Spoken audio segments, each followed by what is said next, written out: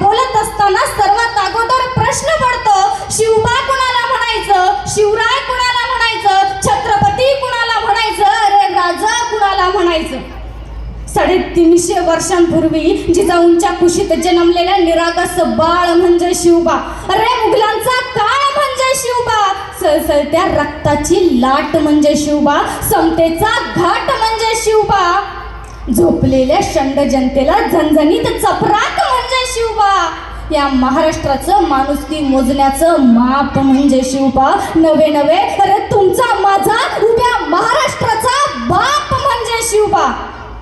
आणि कदाचित म्हणूनच आज जवळजवळ 400 वर्षानंतरही शिवजन्मोत्सव सोहळा एवढा साजरा होतोय. याचं काहीतरी कारण हे असेलच पाहिजे.